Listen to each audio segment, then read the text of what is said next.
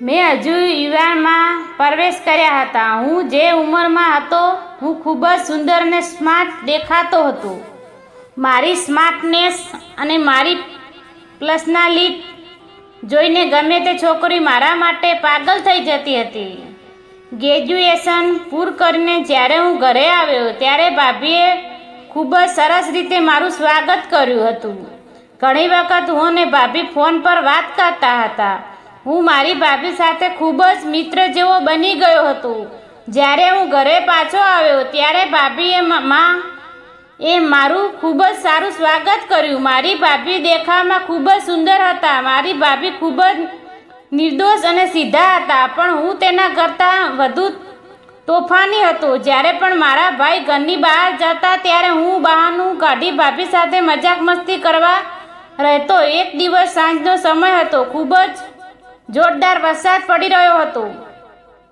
તે દિવસે ભાઈ પણ ઘરે નહોતા અને ભાભી અને હું ઘરમાં એકલા હતા. જ્યારે હું ટેરેસ પર બેઠો હતો અને કોફી પીતો હતો, મેં જોયું કે ભાભી આવા ભારે વરસાદમાં નહોતા અને પછી હું તેની પાસે જઈ અને આ તે દિવસોની વાત છે જ્યારે હું કોલેજમાં ભણતો હતો. ત્યારે હું 25 વર્ષનો હતો. મારો ઘરમાં મારી માતા, મારા ભાઈ અને મારી ભાભી જ રહેતા હતા. મારા ભાઈના લગ્ન 6 મહિના પહેલાં થયા હતા.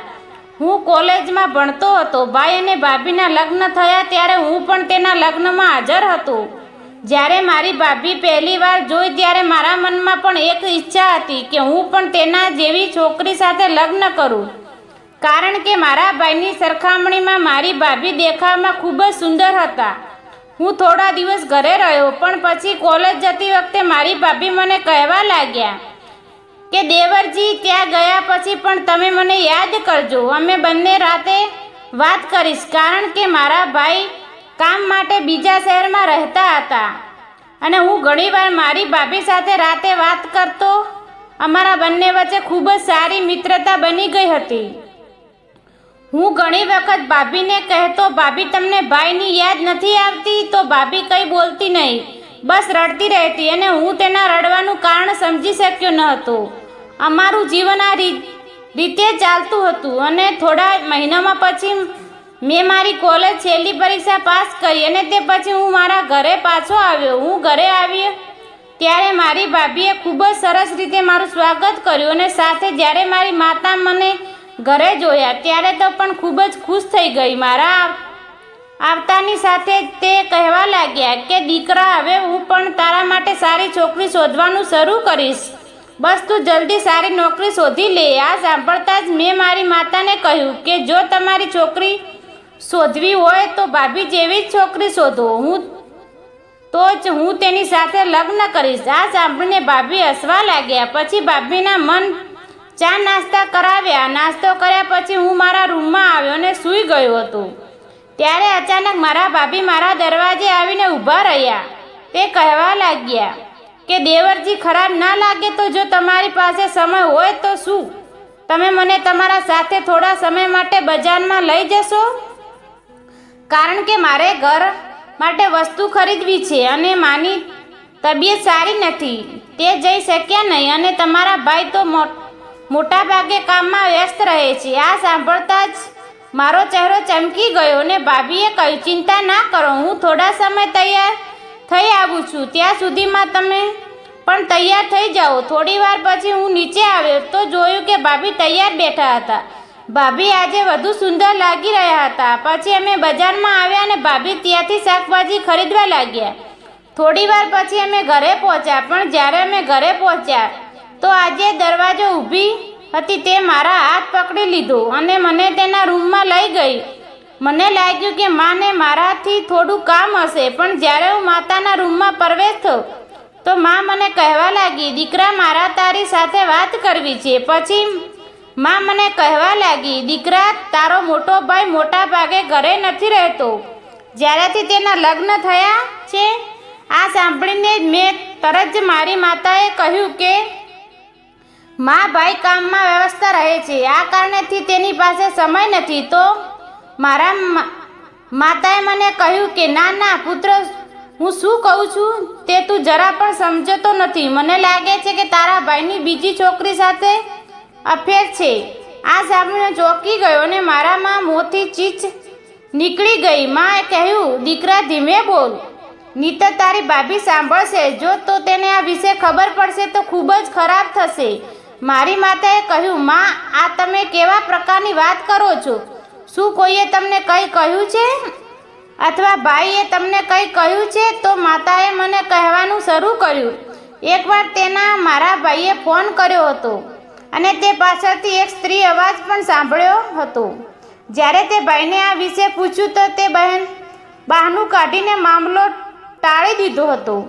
મેં મારી માતાએ કહ્યું, એકાદ તે તમારો વહેમ છે. તો મને વારંવાર સમજાવવામાં પ્રયત્ન કરી રહી હતી કે એવું કંઈ નથી, પણ મેં તેણે પણ વારંવાર કહ્યું કે માં, આ વાત ભાભી સામે ભૂલથી પણ ના આવતી જોઈએ, કારણ કે જો ભાભીને આ વિશે ખબર પડશે તો ભાભીના સંબંધોમાં તિરાડ પડી શકશે. અને જ્યાં સુધી અમને સંપૂર્ણ સત્ય ખબર ના પડે ત્યાં સુધી આ વિશે કોઈને કહેવું નહીં જોઈએ. આમે પણ મારી વાત માની લીધી અને પછી છુપાછુપ હું મારા રૂમમાં આવી ગયો. હું મારા રૂમમાં આવ્યો અને નહાવા માટે બાથરૂમમાં ગયો. હું પાછો બહાર આવ્યો ત્યારે ભાભી મારી સામે હતા. ભાભીએ જોઈને હું ચોંકી ગયો. જ્યારે હું આવીને મારી ભાભી પાસે ઊભો રહ્યો ત્યારે મને જોઈને કહેવા લાગ્યા, દેવરજી, તમારા ભાઈની કોઈ ચિંતા નથી? આમ તો તે મને તો મળવા આવતા નથી, પણ જ્યારે મેં તેને કહ્યું કે તમે આવ્યા છો ત્યારે પણ તે મળવા આવી નથી. આ બધી વાત સાંભળીને મને મારી માતાના વાત યાદ આવવા લાગી અને હું મનમાં વિચારવા લાગ્યો, કદાચ મારી માએ જે કહેવતા હતા કે સાચું હોય. પણ પછી બે વાત ફેરવી નાખી અને મારી ભાભીને બહાનું કાઢ્યું કે કદાચ તે વ્યસ્ત હશે, કોઈ વાંધો નહીં, કાલે ચોક્કસ આવશે. રાતે જમ્યા પછી હું મારા રૂમમાં આવીને સૂઈ ગયો. દિવસભરના થાકના લીધે મને ક્યારે ઊંઘ આવી ગઈ ખબર નથી. પછી અચાનક રાતે લગભગ 2 વાગે મારી આંખ ખુલી જ્યારે મેં ઘરમાં કોઈનો રડવાનો અવાજ સાંભળ્યો અને જ્યારે હું રૂમમાંથી બહાર આવ્યો તો જોયું કે મારી ભાભીના રૂમમાંથી અવાજ આવી રહ્યો હતો. હું તરત જ એ રૂમમાં તરફ દોડ્યો ને બહાર ઊભો રહીને સાંભળ્યું તો ભાભી ભાઈ સાથે વાત કરી રહ્યા હતા. તે રડતા રડતા તે કહી રહ્યા હતા કે અમારા લગ્ન 7 મહિના થઈ ગયા છે, પણ તમારી પાસે મારા માટે ક્યારેય સમય નથી. કે જો તમે પસંદ નહોતા કરતા તો તમે મારી સાથે લગ્ન કેમ કર્યા? જ્યારે મેં આ બધી વાત સાંભળી ત્યારે હું તરત જ મારા રૂમમાં પાછો આવ્યો અને મનમાં વિચારવા લાગ્યો કે માતા જે કહે શું તે સાચું છે. પછી મેં વિચાર્યું કે ના, ભાઈ કામમાં વ્યસ્ત હશે, કારણથી આવા કરતા હશે. મારા બધા વિશે વધારે વિચારવાનું જોઈએ અને મનમાં નક્કી કર્યું કે કાલથી હું મારા ભાભીના સારું ધ્યાન રાખીશ. સવારે હું જાગી ગયો અને સીધો કિચનમાં ગયો. જ્યારે હું ત્યાં ગયો ત્યારે ભાભી વાસણ સાફ કરી રહ્યા હતા અને તે મને કહેવા લાગ્યા, દેવજી, તમે અહીં શું કરો છો? મેં કહ્યું, ભાભી, હવે જરાય ચિંતા ના કરો, કોઈ કામ હોય તો મને કહેજો, હું તમારું બધું કામ કરવા તૈયાર છું. આ સાંભળીને ભાભી હસવા લાગ્યા અને બોલ્યા, શું તમે મારા માટે બધું કરી શકશો? મેં પણ તરત જ હા પાડી. ત્યારે ભાભીએ કહ્યું કે સમય આવશે ત્યારે કહીશ. હવે હું મારી ભાભીને આસપાસ જ રહેતો હતો અને તેમનું ખૂબ ખુશ રાખવા માટે મારાથી બનતા પ્રયત્નો કરતો હતો. એક દિવસ હું મારી ભાભીને પૂર્વી જોવા બહાર લઈ ગયો જેથી તે થોડી ખુશ થાય. પણ જ્યારે અમે ઘરે આવ્યા ત્યારે જોયું કે મારા ભાઈ ઘરે હાજર હતા અને ભાભી ભાઈને જોઈને ખૂબ જ ખુશ થઈ. પરંતુ જ્યારે અમે તેમની પાછળ એક છોકરી જોઈ ત્યારે અમે બંને તેના જોઈને સંપૂર્ણ સત્યબંધ થઈ ગયા અને પણ ત્યાં બાજુમાં બેઠી હતી અને ખૂબ જ રડતી હતી. જ્યારે હું માની નજીક આવ્યો તો તેણે મને કહેવાનું શરૂ કર્યું, દીકરા, તારા ભાઈએ બીજા લગ્ન કરી દીધા છે અને કહી રહ્યો છે કે આ છોકરી સાથે જીવન વિતાવવા માંગે છે. આ સાંભળીને ભાભી ચીસો પાડવા લાગી અને એકદમ ગુસ્સે થઈ ગઈ અને ભાઈ સાથે ગુસ્સામાં બોલી રહી હતા, જો તમે બીજા છોકરી સાથે પ્રેમમાં હતા તો કેમ મારી જિંદગી બગાડી? છતાં ભાઈ ચૂપચાપ ઊભા હતા. પણ મને મારા ભાઈ પર ખૂબ જ ગુસ્સો આવ્યો અને મેં કહ્યું, ભાઈ, હવે તમારા જવાબ આપવો પડશે. આખરે તમે અમને દગો કેમ આપ્યો? ભાઈ કહેવા લાગ્યા, હું પણ મારા જીવનમાં કંટાળી ગયો હતો. તેથી જ આજે આ છોકરી મારી સાથે મારા ઘરે લાવ્યો છું. મેં આ લગ્ન મારી માતાના કારણે જ કર્યા હતા. ત્યારે પણ મેં મારી માતાએ કહ્યું હતું કે હું અત્યારે લગ્ન કરવા નથી માગતો, પણ બળજબરીથી મારા લગ્ન રોશની સાથે કરાવી દીધા હતા. મેં પણ વિચાર્યું કે કદાચ હું સમય સાથે બદલાઈશ, પણ મારી ભૂલ હતી. જ્યાં હું કામ કરતો હતો ત્યાં કોમલ પ્રેમમાં પડી ગયો હતો. ત્યાં તેની સાથે બીજા વાર લગ્ન કર્યા. હું રોશની સાથે રહી શકતો નથી અને ના મેં તેની સાથે ખોટું કર્યું છે. જો તમે ઈચ્છા છો તમે તો પણ પૂરી શકો છો. જ્યારે અમે રોશની ભાભી તરફ જોયું ત્યારે શાંતિથી માથું નમાવીને ઊભા રહ્યા હતા. કહેવા લાગ્યા કે મેં વિચાર્યું કે તેના લગ્ન માટે થોડા સમય જોઈએ છે. મને ખબર નથી કે તેની માતાએ કારણે લગ્ન કર્યા. જો મને આવા પહેલાં ખબર હોત તો હું તેની સાથે ક્યારે લગ્ન કરતા. ભાઈ છૂટાછેડા પેપર પણ સાથે લાવ્યા હતા અને તેની સહી કરી નાખી હોત. માતા પણ ભાઈ પર જોરથી બૂમો પાડી રહી હતી, પણ અમે જે કહ્યું તે હવે આ ભાઈ પર કોઈ અસર થઈ ન હતી, કારણ કે જે કંઈ કરવાનું હતું તેની કરી લીધું હતું. અને આટલું કહીને ભાઈ બીજા શહેરમાં ચાલ્યો ગયો જ હતો.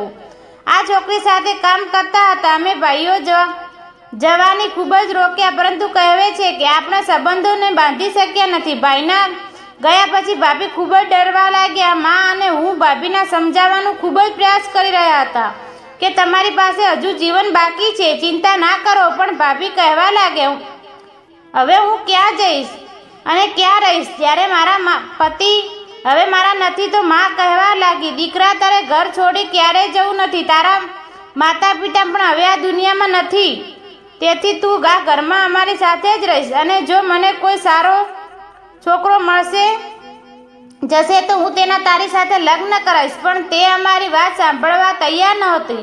ભાભી છુપાછુપ ડરતા રડતા પોતાના રૂમમાં ચાલ્યા ગયા હતા. માતાએ પણ મને જતા અટકાવ્યો હતો અને કહ્યું, તું તારી ભાભીને થોડા સમય આપ. હવે તે જાતે જ આ બધામાંથી બહાર નીકળવું પડશે. આપણે ઈચ્છે છે તો પણ કશું કરશું શકશો નથી. માની વાત સાંભળીને હું પણ મારા રૂમમાં આવી ગયો અને હું પણ ખૂબ જ પરેશાન થઈ ગયો.